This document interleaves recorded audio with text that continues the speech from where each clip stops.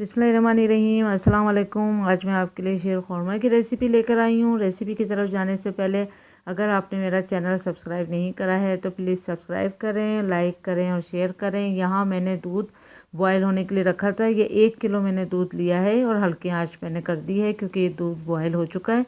अब मैं इसमें चीनी डालूँगी, तो तकरीबन आधा कप मैंने चीनी डाली है। आप अपने टेस्ट के हिसाब से भी चीनी डाल सकते हैं। हरी इलायची का पाउडर जाएगा 1/3 टीस्पून। सेफ्रॉन 10 स्ट्रिप ले लीजिएगा, 2 पिंच के करीब, तो ये 10 से 12 स्ट्रिप आ जाएंगी उसमें। अब इसको चमचा चला देते हैं अच्छे से ताकि चीनी मिल जाए इसमें, और फिर हम इसको दूसरे चूल्हे पे हल्की आंच पे पकने के लिए रख देंगे, और जब तक हम ड्राई फ्रूट रोस्ट करते हैं। यहाँ मैंने घी लिया है एक पैन में 2 टेबल स्पून फुल भर के।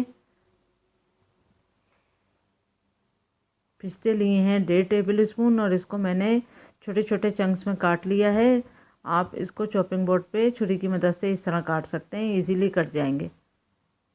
इसी तरह से मैंने बादाम लिए हैं 2 टेबल स्पून, इसको भी इसी तरह काटना है। इसमें छील के भिगो के नहीं डाले जाते हैं, इसमें इसी तरह डाले जाते हैं। छुहारे लिए हैं मैंने 7 अदद, इसके गुठली निकाल कर इसको इस तरह काट लिया है। इसको भिगोना बिल्कुल नहीं है, किसी ड्राई फ्रूट को भिगोना नहीं है, सिर्फ इसी तरह काटेंगे धोने के बाद। किशमिश लिए 1 टेबल स्पून, और खोपरा लिया है 1.5 टेबल स्पून, और इसको बारीक बारीक काट लिया है। खोपरे को भी आप देख सकते हैं, इतनी बारीक बारीक स्ट्रिप में इसको काट लिया है। अब हम इसको रोस्ट करते हैं। घी जो है अच्छा गर्म हो चुका है। अब हम इस सब को फ्राई करेंगे। भिगोने के बाद ये अच्छा रोस्ट नहीं होता, इसलिए ड्राई फ्रूट को इसमें भिगोया नहीं जाता। 2-4 मिनट हमने इसको फ्राई करना है स्लो आंच पे। कलर इसका नहीं चेंज होने देंगे, बस हल्की सी खुशबू चेंज होने लगेगी तो हम इसको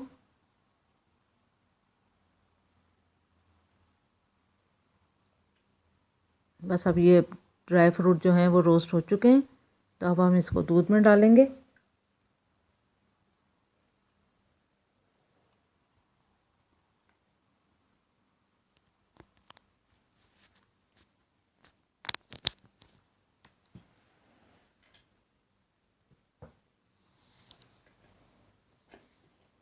अच्छे से चमचा चला दें। अब जब तक हम स्लो आंच पे वो पकता है, हम सेवइयाँ फ्राई करते हैं।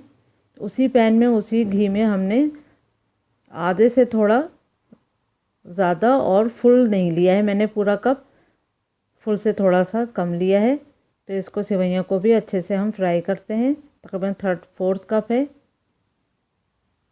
हल्के आंच पे अच्छे से इसको फ्राई कर लें, तो इसकी भी अच्छे से खुशबू आने लगेगी। जब ये रोस्ट हो जाए तो आप इसको दूध में मिला दें, और स्लो आंच पे हम इसको अब 5-6 मिनट के लिए पकने देंगे, तो ये सेवइयाँ अच्छे से पक जाएंगी और ऊपर जो है घी आ जाएगा। ये देखें, ये रेडी हो चुकी है, ऊपर घी आ चुका है।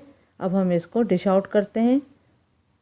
तो ज़रूर ईद पे आप लोग ये ट्राई करें, तो ज़रूर बहुत अच्छा लगेगा, बहुत मज़ा आएगा खाने में।